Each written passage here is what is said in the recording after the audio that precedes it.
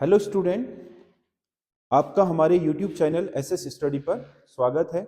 और जो वर्तमान में आपके उत्तराखंड में हमने सीरीज चला रखी है वो आने वाली जो यूपी ट्रिपल एससी की भर्तियां हैं उसको लेकर के है और उसी पैटर्न पर है। तो आप हमारे साथ जुड़े रहिए। हम हिंदी, उत्तराखंड और जीके वाले में पूरा आपका पैटर्न पर क्वेश्चन बना करके ला रहे हैं और हमारे चैनल को सब्सक्राइब कर लीजिए ताकि आपको नोटिफिकेशन मिलते रहे। हम इसमें 100 नंबर की सीरीज भी ले आएंगे, लेकिन अभी कोई विज्ञप्ति निकली नहीं है हाल फिलहाल में, तो इसीलिए हम सीरीज ला नहीं रहे हैं। वैसे भी सीरीज करने का फायदा तभी है जब आपने अपनी पढ़ाई कर रखी हो, सिलेबस कवर कर रखा हो और आप 100 नंबर की सीरीज कर रहे हैं, तो आपके लिए काफ़ी इफेक्टिव हो जाती है कि आप लोग अपनी पढ़ाई को जो परफॉर्मेंस है वो दे पा रहे हो या नहीं दे पा रहे हो, या कहाँ पर इम्प्रूव करने की जरूरत है, वो तभी पता चल पाता है। तो अभी हमारे जो क्वेश्चन पेपर चल रहे हैं यूट्यूब में, इसमें हम बाद में फिर बड़े पेपर भी लेकर आएंगे पूरे 100 नंबर के उसी पैटर्न पर। तो इसमें पहला क्वेश्चन है, 100% बीमा कवरेज हासिल करने वाला भारत का पहला जिला कौन सा है? जिला बना है भारत का पहला जिला जिसका 100% बीमा कवरेज हो गया, यानी कि उस जिले का हर नागरिक बीमित है, तो वो राजस्थान का अलवर जिला है। अगला क्वेश्चन है, निम्नलिखित कथनों पर विचार करें और नीचे दिए गए कूट की सहायता से सत्य विकल्प का चयन कीजिए। बुजुर्गों के लिए विशेष बजट की घोषणा करने वाला पहला राज्य केरल बना है। बिल्कुल सही है। बुजुर्गों के लिए मतलब जो आपका सीनियर सिटीजन है उनके लिए बजट लाने वाला पहला जो राज्य है वो केरला है। यह बजट 2026-27 के वित्तीय वर्ष में घोषित किया गया है। 26 और 27 वित्तीय वर्ष के लिए लाया गया है पहली बार। यह टोटल बजट का लगभग 19.07% होगा। जितना एलोकेशन मतलब जितना आपका बजट में चीजें बांटी गई हैं उसमें से 19.07% कुल बजट का बुजुर्गों की जो योजना है उनसे संबंधित है। तो 3 के 3 सही है इसमें, 1, 2 और 3 सभी सही है। अगला क्वेश्चन है, हाल ही में लॉन्च हुई पुस्तक रिक्लेमिंग इनक्रेडिबल के लेखक कौन है? रिक्लेमिंग इनक्रेडिबल आजकल बहुत फेमस आपका पुस्तक है जो इस इंडिया में आपके जो टूरिज्म है यानी कि पर्यटन का क्षेत्र है उसके संभावनाओं और बढ़ते हुए उसके स्कोप को लेकर के लिखी गई है और इसके लेखक हैं नवीन कुंडू। नवीन कुंडू, तो इसका सी सही आंसर है। अगला है, फरवरी 2026 में किस देश ने 16 वर्ष से कम उम्र के बच्चों के लिए सोशल मीडिया पर राष्ट्रीय स्तर पर प्रतिबंध लगाया है? 16 वर्ष से कम उम्र के बच्चों के लिए आपका सोशल मीडिया बैन करा है स्पेन ने, क्योंकि सोशल मीडिया के प्रभाव के चलते बच्चों में बहुत तरह की मानसिक दिक्कतें आ रही थी या उसके अलावा बहुत तरीके के क्राइम बढ़ने के चांसेस भी बढ़ रहे थे। तो इसी को लेकर के स्पेन ने पहली बार सोशल मीडिया पर 16 साल से कम उम्र के बच्चों की एंट्री बैन कर दी है। हाल ही में किस देश का फ्यूगो ज्वालामुखी सक्रिय हुआ है? फ्यूगो ये आपका एक सुसुप्त ज्वालामुखी था जो कई आपके वर्षों बाद दोबारा से आपका ज्वालामुखी उद्गार करने लगा है। फ्यूगो ज्वालामुखी ग्वाटेमाला में है। ग्वाटेमाला आपका उत्तरी अमेरिका का देश है जो मेक्सिको के ठीक नीचे आपके जो मेक्सिको की खाड़ी है उसके साथ लगा हुआ है। तो ये जो फ्यूगो ज्वालामुखी है ग्वाटेमाला में ही फटा है। अगला, हाल ही भारत की पहली वंदे भारत स्लीपर ट्रेन, एक तो वंदे भारत हो गई, एक स्लीपर ट्रेन, इसमें सारे के सारे स्लीपर है, सो करके जाने की व्यवस्था। ट्रेन किन 2 स्टेशनों के बीच चलाई गई है? भारत की पहली जो स्लीपर वंदे भारत ट्रेन चली है वो हावड़ा और गुवाहाटी के बीच चली है। मतलब कलकत्ता के हावड़ा स्टेशन से गुवाहाटी चलाई जा रही है। एक्चुअल में जो आपका गुवाहाटी है असम में, तो कामाख्या देवी मंदिर के लिए ट्रेन शुरू की गई है। अगला, कर्सर मूवमेंट बटन में इंड का प्रयोग किया जाता है। कर्सर मूवमेंट जो बटन होते हैं उसमें इंड बटन का प्रयोग तब किया जाता है जब कर्सर को लाइन या पेज के अंत में ले जाना हो। लाइन या पेज के अंत में कर्सर को ले जाना हो तो इंड बटन का प्रयोग किया जाता है। अगला, ऑस्ट्रेलियन ओपन 2026 का पुरुष एकल खिताब किसने जीता है? ऑस्ट्रेलियन ओपन 2026 का जो पुरुष एकल वर्ग का खिताब है वो आपका कार्लोस अल्कारेज ने जीता है। अगला, निम्नलिखित में से कौन सा कथन सही है? प्राइमरी मेमोरी का एक्सेस टाइम सेकेंडरी मेमोरी के एक्सेस टाइम से ज्यादा होता है? नहीं, प्राइमरी का एक्सेस टाइम सेकंड से कम होता है, ये उल्टा है।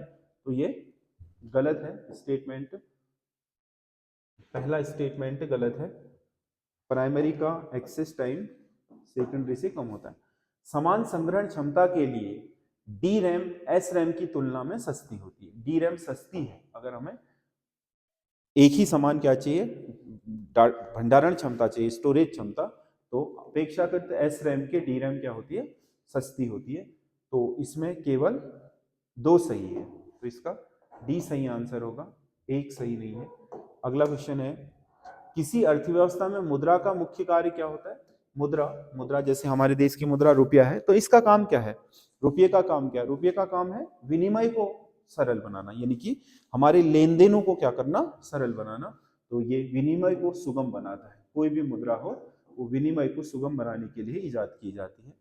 हेनले पासपोर्ट इंडेक्स 2026 में पहले स्थान पर कौन सा देश रहा है?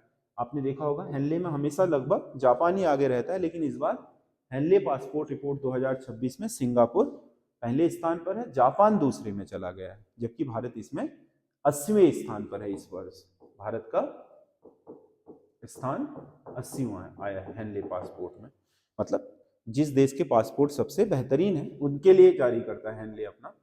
अगला, मुद्रा वही है जो मुद्रा का काम करे, उक्त कथन किसका है? मतलब मुद्रा वही बेहतर है जो मुद्रा के काम को बेहतर तरीके से कर सके। ये प्रोफेसर वॉकर, एक अर्थशास्त्री हैं वॉकर, उनका कथन है मुद्रा वो है जो मुद्रा का काम करे। अगला, ये हमारी टेस्ट सीरीज है जो आपके 100 नंबर के कुल 20 प्रश्न पत्रों के साथ हमने लॉन्च करी है एसएस स्टडी ऐप पर। ये यूट्यूब पर नहीं है, ऐप पर है। ये ऐप आप प्ले स्टोर से डाउनलोड कर सकते हैं, वहां पर आपको ये टेस्ट सीरीज मिल जाएगी, जो आगामी जो री एग्जाम होना है पटवारी वाला, उसमें आपके काम आ सकती है। अगला क्वेश्चन है, आईएफएससी कोड, मतलब जो इंडियन फाइनेंशियल सिस्टम कोड है उसमें कितने अंक होते हैं? आईएफएससी कोड आजकल पता है बैंकों में जो आप नेफ्ट वगैरह या आरटीजीएस वगैरह या ऑनलाइन लेन देन करते हैं तो उनमें आईएफएससी कोड भी मांगा जाता है बैंक का। तो बैंक का जो आईएफएससी कोड होता है वो 11 अंकों का होता है। अगला, 2026 पद्म पुरस्कार के संबंध में निम्नलिखित में से कौन सा जोड़ सही नहीं है?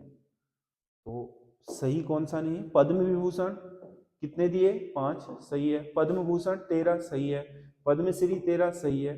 तो उपरोक्त में से सभी सही है। कौन सा जोड़ा सही है होना चाहिए था? कौन सा जोड़ा सही है? तो उपरोक्त में से सभी सही है, तो इसका डी सही आंसर होगा, कि कोई भी गलत इसमें नहीं है। 1929 की महामंदी इसमें से किस क्षेत्र में शुरू हुई थी?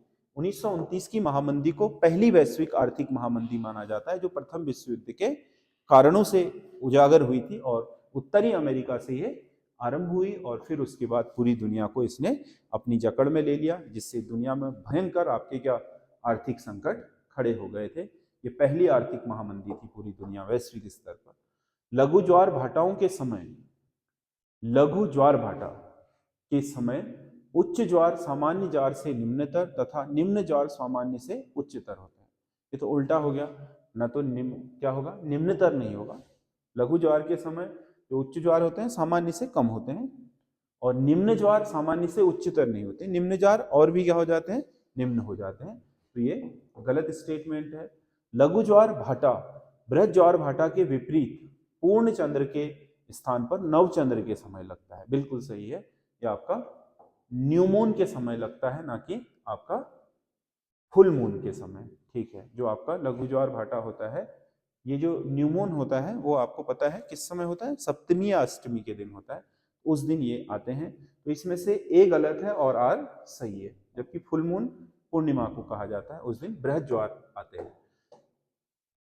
भारत में प्रथम जनगणना कब हुई थी? प्रथम जनगणना 1872 में लॉर्ड मेयो ने करवाई थी। लॉर्ड मेयो द्वारा पहली भारत की जनगणना हुई थी। लेकिन नियमित जनगणना पूछे, भारत में पहली नियमित जनगणना, जिसके बाद फिर लगातार जनगणनाएं हुई एक निश्चित दशक बाद की, वो 1881 में लॉर्ड रिपन ने कराई थी, फिर 91 में हुई, फिर 1901 में हुई। नियमित तो ये है, अगर पूछे पहली जनगणना तो वो 1872 ही होगी। पहली नियमित कहेगा तो फिर 1881 होगा। अगला क्वेश्चन है, निम्नलिखित में से किस एक महाद्वीप में उसके संपूर्ण क्षेत्रफल में मैदानी भाग का प्रतिशत सर्वाधिक है? तो अगर महाद्वीप के कुल क्षेत्रफल में देखें तो सबसे अपने कुल क्षेत्रफल के अनुपात में मैदान का सबसे अधिक भाग यूरोप में है। यूरोप का अधिकतर हिस्सा मैदानी है उसके कुल क्षेत्रफल के अनुपात में। भारतीय दलहन अनुसंधान संस्थान उत्तर प्रदेश के किस शहर में है? दलहन मतलब दाल, जो दालें हैं उनसे रिलेटेड जो अनुसंधान होते हैं वो आपके दलहन अनुसंधान संस्थान कानपुर में है। अगला, निम्नलिखित में से कौन सी शीतोष्ण घास के मैदान यूरेशिया में पाए जाते हैं? शीतोष्ण घास के मैदान डाउन्स ऑस्ट्रेलिया के हैं, वेल्ड दक्षिण अफ्रीका के हैं, प्रेरीज उत्तरी अमेरिका के हैं, पंपास दक्षिण अमेरिका के होते हैं, स्टेपीज घास के मैदान, शीतोष्ण घास के मैदान यूरेशिया में पाए जाते हैं। तो सी इसका सही आंसर होगा। बाकी आप लोग हमें कमेंट करके बताइएगा कि आपको ये हमारी जो सीरीज है वो कैसी लग रही है। धन्यवाद।